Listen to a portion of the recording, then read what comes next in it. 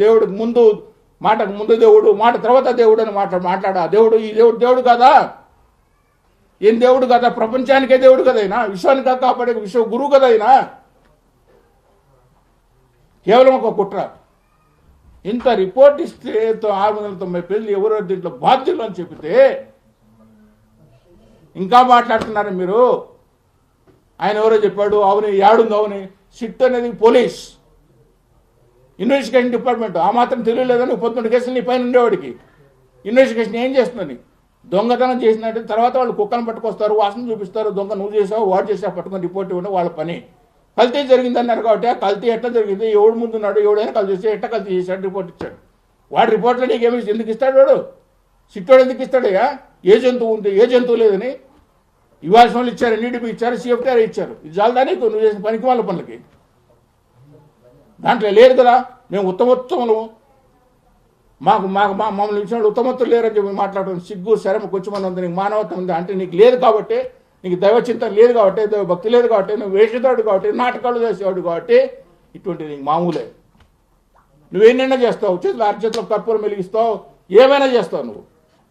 నువ్వు 1 సంవత్సరం నుంచి నువ్వు చెప్పిన విషయాలన్నీ ఆడు బిర్యానీ వేసుకున్నాడు, వీడు నమాజ్ చేశాడు, వాడు చెప్పులు వేసుకొచ్చాడు, వాడు బ్రాంతి బాటిల్ వేసాడు. ఎందుకయా పని చేసావు? 9 సంవత్సరాలు పని చేయాలి, సిగ్గు లేకుండా చెప్పుకుంటాను మాది ఏది? ఇటువంటి ఏమో చెప్పాల్సినవి మంచి పనులు తీసుకొచ్చి దేవుడికి న్యాయం జరిగింటే మాట్లాడు. నీ ముందు నీ పక్కన నేను చెల్లు పడతాను. నెయ్యికి సంబంధించి ఈ దేశంలో ప్రీమియర్ ల్యాబొరేటరీ ఎన్డీడీబీ రిపోర్ట్ ఇచ్చింది. మొదటగా క్లియర్గా ఇచ్చింది కల్తీ జరిగిందని. కల్తీ జరిగింది రిపోర్ట్ అని కూడా క్లియర్గా ఇచ్చారు. దాంట్లో ఫస్ట్ ఇచ్చిన రిపోర్ట్లో కల్తీ జరిగింది, ఏవి జరిగే అవకాశాలు ఉంటాయని చెప్పి ఇచ్చాడు. ఆయన నిన్న చెబుతూ సస్పెక్టెడ్ అని చెప్పన్నాడు.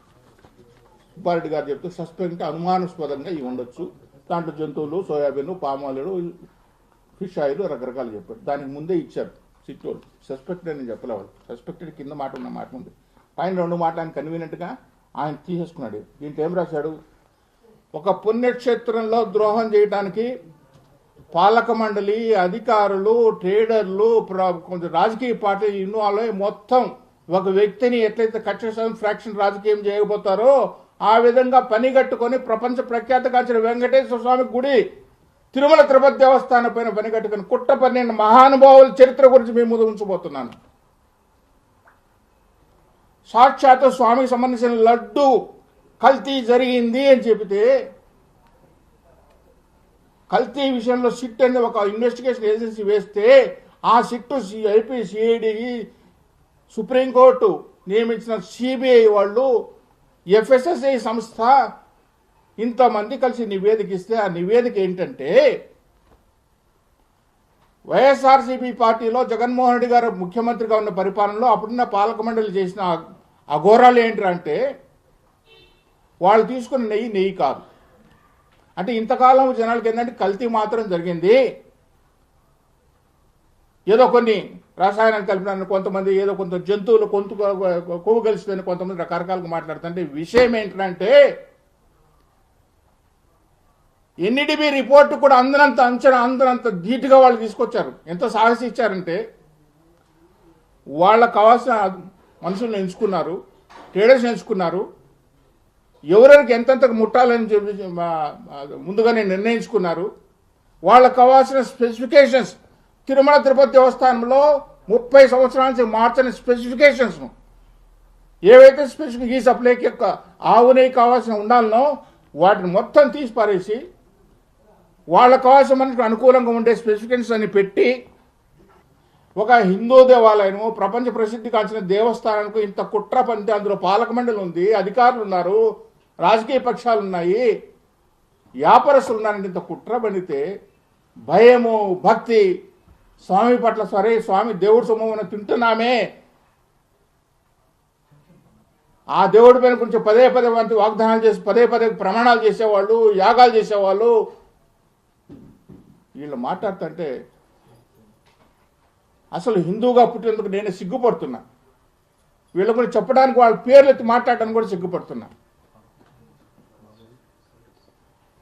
ఎఫ్ఎస్ఎస్ఐ ఎవడైతే మెంబర్గా ఉన్నాడో సిట్లో ఆ ఎఫ్ఎస్ఎస్ఐ మెంబర్ సైంటిస్ట్ ఉండి దీన్ని నిర్ధారించాల్సిన బాధ్యత ఉండే ఎఫ్ఎస్ఎస్ఐ వాళ్ళు అసలు డైరీ ఉందా లేదా, వాడు రిపోర్ట్ ఇచ్చాడా లేదా అని కూడా వాడు ఫాల్స్ రిపోర్ట్స్ ఫేక్ రిటర్న్స్ ఇస్తే వారిపైన చర్యలు లేవు, అగ్మార్కానికి చర్యలు లేవు.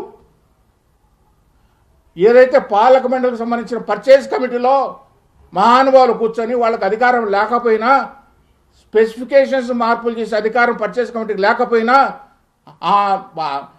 ఏవైతే టెక్నికల్ స్పెసిఫికేషన్స్ అన్ని మార్చేది వాళ్ళు పర్చేజ్ కమిటీ తీసిన చిట్టు చెప్పింది, నేను చెప్పడం కాదు. అలాంటి చోట మనం పవిత్రంగా డిసిషన్ తీసుకున్నామని మనకు ఆలోచన చేయకుండా కేవలం డబ్బు అని కక్కుర్తికి పాల్పడి ఇంత నికృష్టమైన పనులు చేసినారే, వాళ్ళ మానవ జన్మకు అర్హులు కాదు, మనిషిగా బతకడానికి ఒక క్షణం కూడా అర్హత లేదు. ఈరోజు ప్రభుత్వంలో ఇంకా సిగ్గు లేకుండా ఉన్నారంటే వాళ్ళని పెట్టుకున్న ప్రభుత్వానికి ఏం చెప్పాలో వాళ్ళకి వదిలేస్తున్నాను. అధికారులు పనిష్మెంట్ చేయడం కాదు, అధికారులు ఒకరిద్దరు తీసేయడం కాదు, అప్పుడు పనికి మాల బోర్డు మమ్మల్ని ఇవాళ అదే బోర్డు కంటిన్యూ అవుతున్నారు కదా. ఏం చేస్తుంది ప్రభుత్వం? హిందూ జాతి మొత్తం ఇదైపోతుంది, హిందూ జాతి మొత్తం కళ్ళు తిరిగేలా ఉంది ఈరోజు నెయ్యి గురించి మాట్లాడుతుంటే. మాటకు ముందు దేవుడు, మాట తర్వాత దేవుడు చెప్పే నాయకుడు వైఎస్ఆర్సీపీ జగన్మోహన్ రెడ్డి గారు. దేవుడు అంటే మీకు సంబంధించిన యేసుక్రీస్తు ఒకడైనా దేవుడు? కొన్ని కోట్ల మంది కొలువై ఉన్నాడు వెంకటేశ్వర స్వామి దేవుడు కాదా? మీ నాన్న పడుకునే ముందు లేచిన తర్వాత ప్రతిరోజు బైబిల్ చదువుకొని వస్తాడు. మీకున్నంత అంత భక్తి దేవునికి ఉంటే హిందువులకు భక్తి లేదు ఉండదా? ఈ దేవస్థానం పని ఇవాళ ఇంకా మాట్లాడుతున్నాం సిగ్గు లేకుండా. జగన్మోహన్ రెడ్డి గారు మీరు ఒక ముఖ్యమంత్రికి పనిచేసి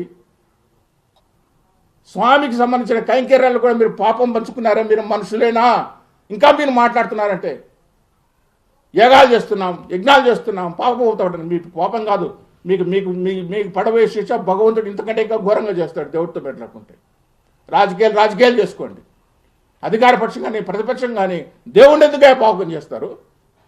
నిన్న ఒక నాయకుడు మాట్లాడతాడు, భక్తుల బాధ్యత తీసుకోవాలి. మీరు కల్తీ చేసిన ప్రసాద భక్తులు తినాలా? గుళ్ళోకి వస్తే మీ దగ్గర నెట్టించుకొని భక్తులు పడాలా? మీ దగ్గర తిట్టించుకొని భక్తులు పడాలా?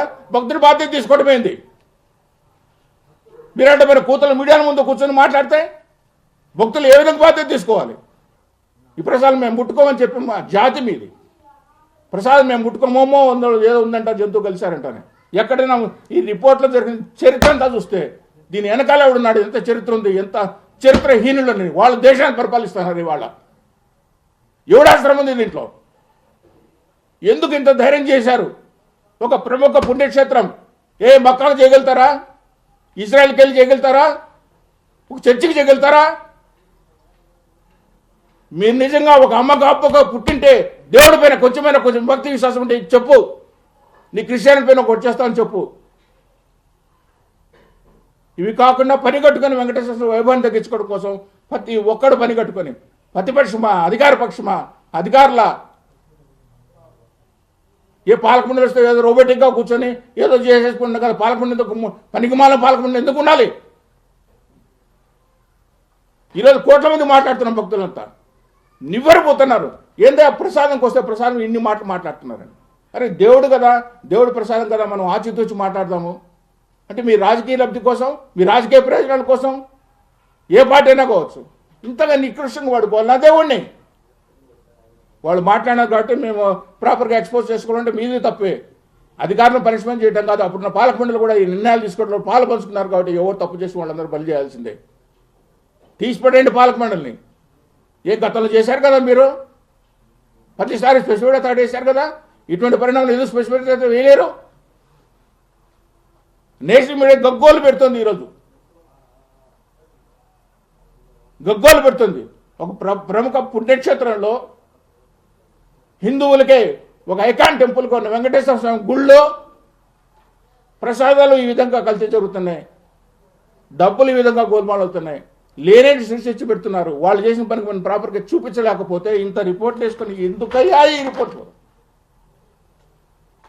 ఏదో పడుతున్నా ప్రతి ఒక్కడు ఒక సైంటిస్ట్ ఎన్డీటీవీ రిపోర్ట్ వచ్చింది కదా, దాంట్లో ఎస్ వాల్యూ ఉంది. ఏం తెలుసు నీకు ఎస్ వాల్యూ, బొంగు వాల్యూని గురించి? కల్తీ చేసి పాపం చేసి ఆయన అధ్యక్షుడితో పాటు మిగతా వాళ్ళు ఉన్న వాళ్ళందరూ కూడా ఈరోజు ప్రాయశ్చిత్తం చేసుకోవాలంటే జీవితంలో మళ్ళీ మీరు మీ సంసారం మీ బిడ్డలు బాగుండాలంటే ఇప్పటికైనా ప్రాయశ్చిత్తం చేసుకోండి. ఇది ఆవు నుంచి వచ్చిన గీ కాదు. పామల్న సోయాన పక్కన పెట్టి ఒక ల్యాబొరేటరీలో తయారు చేసిన గీ తీసుకొచ్చి అది కొన్ని సంవత్సరాల పాటు వేల కేజీలు నెయ్యి సప్లై చేశారే, ఇది ఇంతకంటే పాపం ఒకట. ఇటువంటి ఆలోచన మీకు వచ్చిందే, ఇటువంటి దుర్మార్గమైన ఆలోచన. కొన్ని లక్షల మంది చంపితే ఎంత పాపమో అంతకంటే ఎక్కువ పాపం. కొన్ని లక్షల మంది నిలువెత్తు కోస్తే ఎంత పాపం వస్తుందో అంతకంటే గొప్ప పాపం. కోట్ల మంది వచ్చే రోజు ప్రసాదం ఇస్తే ఈ ప్రసాదం ఇక్కడే కాదు, అమెరికాకు పోతుంది, లండన్ పోతుంది, తీసుకెళ్తారు చుట్టాలకు బంధువులకి ఇస్తారు, కళ్ళకు అద్దుకొని చెప్పులు తీసి తీసుకుంటారు ఏ ప్రసాదము. ఆ ప్రసాదన చేయడానికి మీరు సాహసంగా ముందుకు వచ్చారు. ఆ ప్రసాదన కూడా కల్తీ చేద్దామని చెప్పి 250 కోట్ల లంచం కోసం తీసుకొని ఇంత పాపిష్టి పని చేసినారే. ఇంకా ఎందుకయ్యా దేవుడి పేరు చెప్పుకొని యామాలు యజ్ఞాలు అవన్నీ చేస్తామని చెప్పి ఇప్పుడు కానీ ఆయన ప్రయత్నం చేసి చెప్పుకున్నాడు. మిగతా వాళ్ళు కూడా చెప్పుకొని ఈ సమస్యని ఇంతటితో ముగించండి అని చెప్పి కోరుకోవడం హిందువుగా ఆవేదనతో మాట్లాడుతున్నాం. If any S value falls outside the corresponding limits, consider the sample to contain a foreign fat. ఎస్యువల్స్ కన్నా ఎక్కువ ఉంటే అది ఖచ్చితంగా ఫారెన్ ఫ్యాట్. దానిపైనే రాశాడు, దానిపైన ఇంకోటి కూడా రాశాడు. The S values of all equations for sample coded, ఆ పర్టికులర్ కోడ్ మార్కెటింగ్ ఆప్షన్ వచ్చిన coded sample are following out of the range of prescribed method. ఇవన్నీ అవుట్ ఆఫ్ రేంజ్లో వచ్చినాయండి. దీంట్లో ఎన్ని మెన్షన్ చేశారు? మీరు అడిగిన క్వశ్చన్ ఎన్నిటివి ఇచ్చిన రిపోర్ట్ తర్వాత దీనికి ముందు సిఎఫ్టీఆర్ రిపోర్ట్ ఇచ్చింది. సిఎఫ్టీఆర్ ఇచ్చిన రిపోర్ట్ ఈ మీరు పంపించిన శాంపుల్ కల్తీ జరిగింది, ఇది అవునే కాదు అని చెప్పి ఆ రిపోర్ట్ ఎందుకు బయట పెట్టలా? పేమెంట్ ఇచ్చే అధికారి ఏం చేస్తున్నాడు? ఆ రిపోర్ట్ను దాన్ని ఎందుకు తొక్కిపెట్టారు? మూడో ప్రశ్న మీరు అడిగిన ఎన్డీఆర్ఐ రిపోర్ట్ ఎందుకు డిఫర్ అయింది? కరెక్ట్ ప్రశ్న ఇది. ఎన్డీఆర్ఐ ఎందుకు డిఫర్ అయింది అంటే ఎన్డీఆర్ఐ నుంచి 2 మెంబర్లు డైరీ మెంబర్స్గా వచ్చారు, డైరీ కన్సల్టెన్సీ మెంబర్గా. ఆ ఎన్డీఆర్ఐ సంబంధించిన మనుషులు వాళ్ళు కూడా దీంట్లో కొల్లుడయ్యారు కాబట్టి వాళ్ళు అటుకోకుండా ఇటుకోకుండా రిపోర్ట్ ఇచ్చారు. అందులో లేరా ఎన్డీఆర్ఐకి సంబంధించిన మెంబర్లు? ఆ డైరీ కన్సల్టెంట్గా వచ్చిన వాళ్ళు డబ్బులు తీసుకున్నారు కాబట్టి వాళ్ళు కొల్లుడైనారు కాబట్టి రిపోర్ట్ అటుకోకుండా ఇటుకోకుండా ఇచ్చారు. తప్పు కదా ఇది. నువ్వు ప్రైవేట్ వాళ్ళకి ఇస్తే నీ ఇష్టం వచ్చిన చేసుకో. ఒక ఒక ఒక ప్రముఖమైన దేవస్థానం, ప్రపంచానికే మనం హిందువులకు గర్వంగా చెప్పుకోదగలిసిన దేవస్థానానికి దాన్ని ఏమైందయ్యా? అందరు కూడగట్టుకొని పని కట్టుకొని ఒకరు ఇచ్చిన ఆస్కారంతో ఇంత ఈరోజు డ్యామేజ్ చేస్తే ఇది కరెక్ట్ కాదనిపిస్తుంది.